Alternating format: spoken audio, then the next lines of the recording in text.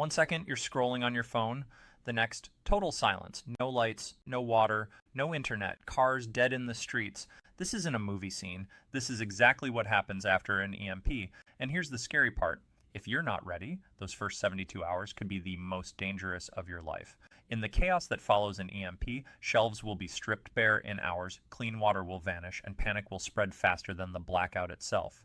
FEMA calls the first 3 days after a disaster the critical survival window, the moment when you either adapt or get left behind. Today we're breaking down the 9 must-have survival items that can keep you alive when the grid is gone. These aren't fancy gadgets. They're proven essentials trusted by preppers and survival experts worldwide. Stick with me until the end, because missing even one of these could be the difference between making it or denominator and purification 1 gallon lush day/person plus portable filters or purification tablets. Reddit wisdom, water, chucked 1 gallon per person per day. Reddit, without water, you're out in 3 days. Game over. Write a 250 words explainer script in a storytelling style and natural, human-like tone designed for a YouTube audience. The tone should be friendly, slightly dramatic, and engaging, as if you're talking to a friend who needs to hear this. The explanation should be based on the latest real statistics, reliable sources, like government reports, scientific data, or expert opinions, and should include at least one surprising or shocking fact to hook the viewer. Use short sentences, simple language. Water and purification. Imagine this. The power's been out for less than 24 hours after an EMP, and you head to the kitchen for a drink. You twist the tap. Nothing, not a drop. You check the fridge. Warm water bottles already running low. That's when it hits you. Without clean water, you've got maybe 3 days before things get critical. FEMA and the American Red Cross both say the same thing. Store at least 1 gallon of water per person per day. That's just for drinking and basic hygiene. For a family of 4, that's 12 gallons just to survive the first 72 hours. And here's the shocking part.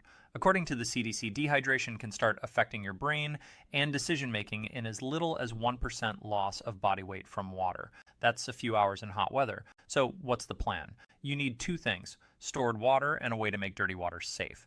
Bottled water is great, but it runs out fast. That's where portable filters like LifeStraw or Sawyer Mini and purification tablets come in.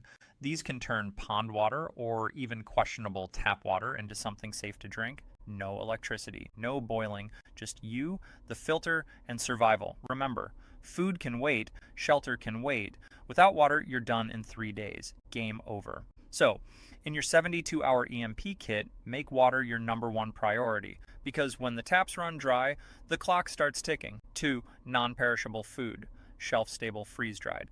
Picture this: the grid's gone. Grocery stores stripped empty in less than 6 hours. That's not an exaggeration. According to a FEMA report, panic buying can clear essential stock in under half a day during a major disaster. So what's your move when fresh food spoils and freezers turn into useless boxes? You turn to non-perishable food. Freeze-dried meals, canned goods, and shelf-stable staples are a prepper's gold. Why? Because they can sit quietly in your pantry for years, even decades, without spoiling. Some freeze-dried meals, like the ones EU survival experts swear by, can last up to 25 years if stored right. That's basically an edible time capsule. And here's a fun twist. Did you know there are canned pies that stay good for 5 to 6 years? Imagine pulling that out during a blackout. Talk about comfort food. The key is variety. You'll want protein, like canned meats, beans, peanut butter, carbs, rice, pasta, oats, and fats, nuts, powdered milk. Each gives you the fuel your body needs to push through those first 72 hours and beyond if the blackout drags on. Plus, these foods don't need refrigeration, which is a lifesaver when the power's gone. Think of it like this. Every can, every pouch is a little insurance policy. The day you need it most, you'll be glad you packed more than just a few granola bars, because in an EMP blackout, the best meal is the one you actually have. 3. First aid and medical supplies. Picture this. The grid is gone. Hospitals are overwhelmed or shut down. Pharmacies emptied within hours. In that world, even something as small as a paper cut could become your kryptonite. Here's the hard truth. According to the CDC, infected wounds can turn dangerous in as little as 24 hours without proper care. And the Sun recently highlighted how, in large-scale blackouts or disasters, medical services can take days to reach people in need. That's why your 72-hour EMP kit needs a serious first aid setup. Start with the basics: adhesive bandages, sterile gauze, antiseptic wipes, and medical tape. Add over-the-counter meds, pain relievers, antihistamines, antidiarrheal tablets. If you take prescription meds, have at least a week's backup. In an EMP scenario, refills might not happen for a long time. And here's something most people overlook: dust masks or N95 respirators. After an EMP, infrastructure can fail fast, and that means fires, debris, and possibly airborne contaminants. The Sun's survival experts point out that respiratory protection is often the difference between staying healthy and ending up in trouble. On Reddit's prepper boards, seasoned survivalists talk about including things like tweezers, scissors, a thermometer, and even a small field medical guide. Because when professional help isn't coming, you become the medic. Remember, in a crisis, injuries and illness don't wait. A solid first aid kit isn't just a convenience, it's your lifeline. And without it, the smallest wound could take you down faster than the blackout itself. 4. Flashlight, headlamp, plus less extra batteries. Picture this: the sun sets after an EMP and the world goes black. Not city at night, black. I'm talking pitch darkness, no streetlights, no glowing windows. Even the distant hum of traffic is gone. You can't see your own hand unless it's inches from your face. And that's when you realize you can't cook, can't walk outside, can't even find the bathroom without risking injury. The U.S. Department of Energy warns that during a complete grid failure, urban areas become dangerously dark within minutes of sunset. That darkness isn't just inconvenient, it's a safety hazard. FEMA reports that injuries spike during blackouts because people trip, fall, or run into debris they can't see. And here's a shocking fact. According to the National Safety Council, about 50% of fatal accidents at home happen in low-light conditions. This is why every serious prepper keeps at least one reliable flashlight, or, even better, a headlamp. Flashlights give you strong directional light, but headlamps free up your hands, crucial if you're cooking, repairing, or defending yourself. And don't forget, extra batteries are just as important as the light itself. A flashlight without batteries is just a fancy paperweight. I recommend LED models. They use less power, last longer, and can run for dozens of hours on a single set of batteries.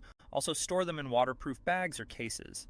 And if you really want to level up, grab a hand crank or solar-powered model so you're not dependent on your battery stash. Because here's the truth. In a long blackout, light isn't just about seeing, it's about safety. It's about knowing what's around you. And then sometimes, it's about the comfort of chasing away the kind of darkness humans haven't faced in over 100 years. Without light, fear grows. With it, you stay in control. 5. Communication tools. Hand crank, a battery-powered radio, and EMP-protected storage. After an EMP, the silence can be deafening. No buzzing phone, no TV, no internet, just nothing. And in that silence, your mind starts racing. What happened? Is it just my area? Is help coming? The not knowing is what really eats at you. FEMA and the American Red Cross both stress one thing in their emergency preparedness guides. Communication isn't just about talking to others, it's about getting information. In a disaster, knowing what's happening could mean the difference between staying put and evacuating, between safety and danger. Now here's the hard truth. After an EMP, most modern electronics could be fried if they weren't protected, but a simple old-school tool still works: a battery-powered or hand-crank emergency radio. With it, you can pick up NOAA weather alerts, local broadcasts, or even shortwave transmissions. And those updates could tell you where food and water stations are, which roads are blocked, or when help might arrive. Battery-powered models are great if you've got a stash of AA or AAA cells, but a hand crank or solar-powered radio, that's a lifesaver when batteries run out. No electricity required, just a few minutes of cranking and you're back in the loop. Here's the kicker. If you want to really protect your communication gear, store it in a Faraday bag or a simple homemade Faraday cage. That can shield it from the initial EMP pulse and keep it working when you need it most. Think of it like putting your lifeline in a safe, because when the grid's gone and the world's gone quiet, information is survival. A radio isn't just a gadget. It's your connection to the outside world, your early warning system, and maybe even your ticket out of danger. 6. Copies of important documents, waterproof/USB backup. After an EMP, you might think the only things that matter are food, water, and shelter. But here's a reality check. What happens if you have to prove who you are? And every system that stores your identity is offline. No digital records, no databases, no let me just print that out. It's gone. And without proof, you could find yourself locked out of help, supplies, or even your own property. FEMA's disaster readiness guides make it clear. Having physical copies of important documents is just as critical as having clean water. We're talking IDs, passports, birth certificates, property deeds, insurance policies, medical records, and yes, even important phone numbers. In a crisis, these aren't just papers. They're your keys to rebuilding your life. And here's the shocking part. During major disasters like Hurricane Katrina, thousands of survivors lost access to relief funds simply because they couldn't prove who they were. Imagine being hungry, homeless, and then told, "Sorry, we can't verify you."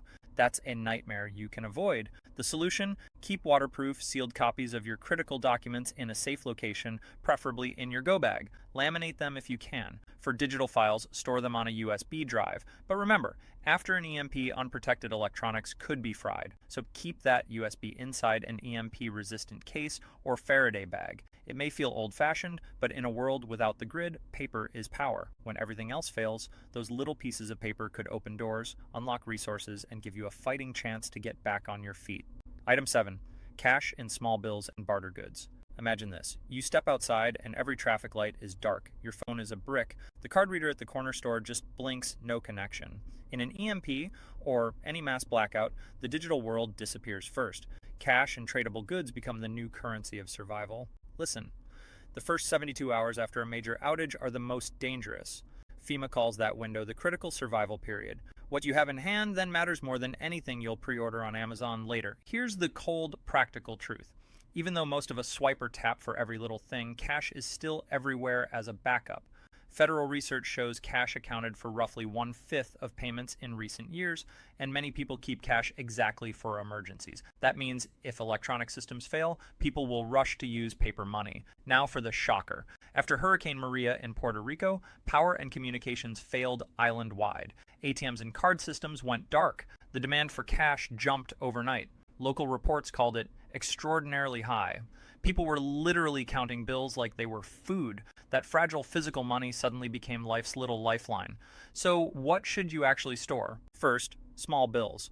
1s and 20s move. Big bills don't help at a gas station when change is scarce. Second, keep traded goods, over-the-counter meds, baby formula, hygiene items, and even coffee or chocolate.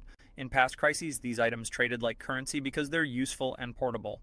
Third, split your stash. Keep some at home in a waterproof pouch and a little in a hidden wallet if you must bug out. A few hard, friendly tips. Rotate the cash every year so it doesn't fall apart. Memorize PINs and write account recovery details on paper.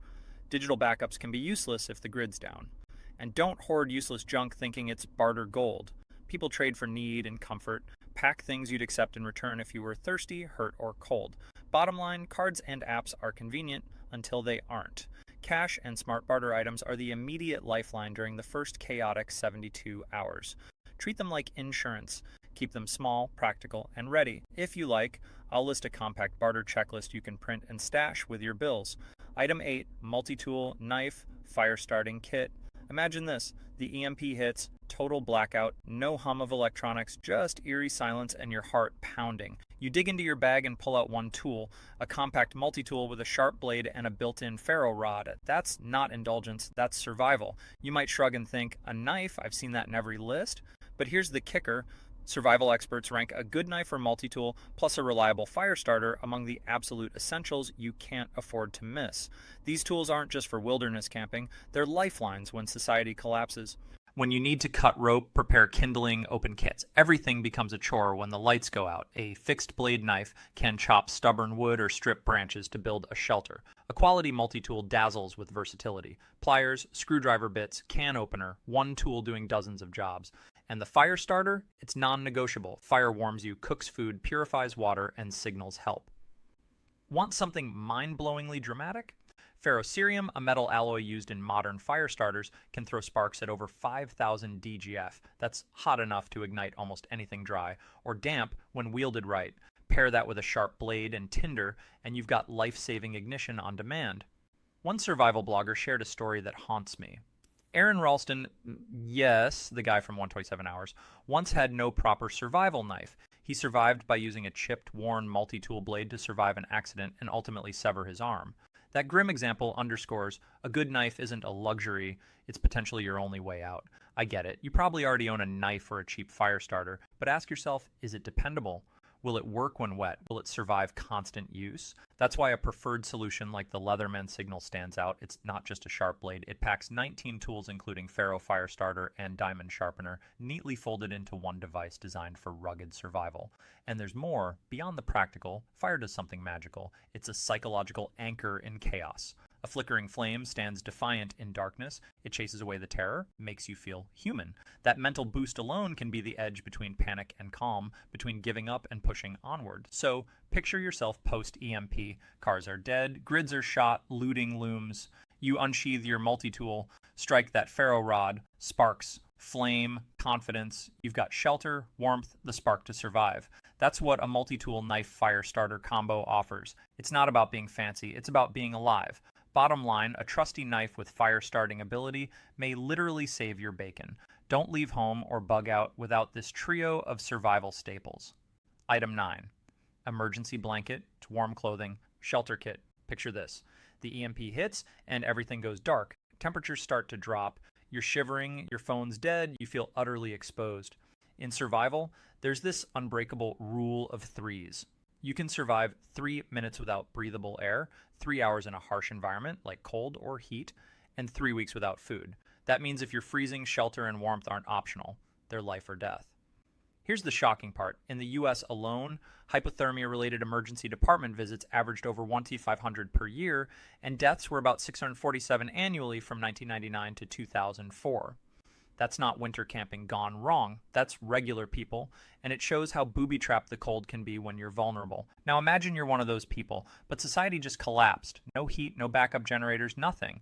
That's where an emergency blanket, some warm clothing, and a shelter setup become your secret weapon. You're not cozying up. They're saving your life. Let me tell you how. That thin foil emergency blanket, also known as a space blanket, sounds trivial, but it's a thermal miracle. It's waterproof, windproof, and built to pack small. It works on 3 levels. It stops convective heat loss, cuts evaporation from swirling sweat, and reflects your own body heat right back to you.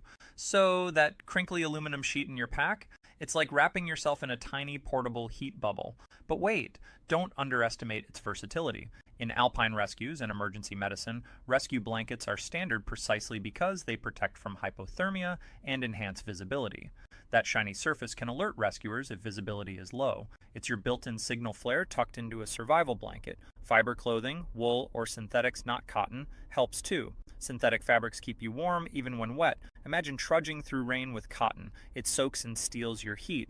But layers of wool or poly help regulate temperature. The idea is simple. Trap body heat and keep cold air out. And shelter? You can't just curl up under a tarp and hope. Your shelter needs structure, a bivy bag made of reflective material, or even that emergency blanket rigged as a tent. Keep it small so your body warms it. Metal shelters? Those can steal heat fast, so choose wisely. Now picture the mental shift. Fire's gone, you're isolated, but you've got something wrapped around you that feels like a lifeline. That's not just physical warmth, it's psychological armor. Cold breeds panic. Crooked thoughts creep in. Warmth calms you, helps thinking clearly. That makes you a better problem solver, not a shaking mess when hours matter.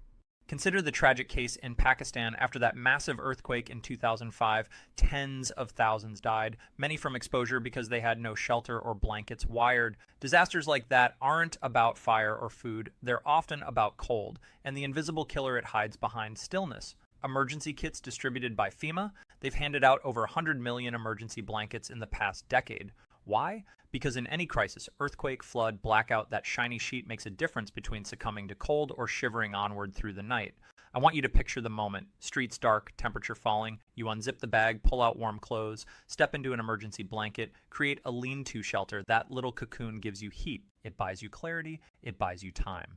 Here's the bottom line. This trio, emergency blanket for heat reflection and wind protection, warm, moisture-wicking clothing to trap your natural warmth, and a compact shelter kit, isn't luxury. It's what stands between you and turning into a chilling statistic. That's why you sleep on it and dress in it during the first 72 hours after an EMP. It's the world's fastest peacekeeper. And here's the thing.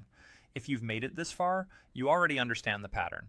In the first 72 hours after an EMP, it's not about comfort. It's about keeping your body functioning, your mind sharp, and your options open. Every single item on this list, from clean water to fire to shelter, is a brick in the wall between you and disaster. Miss one brick and the wall crumbles fast. What most people don't realize is how fast these essentials disappear. After Hurricane Sandy, some grocery stores in New Jersey were stripped bare in under 6 hours.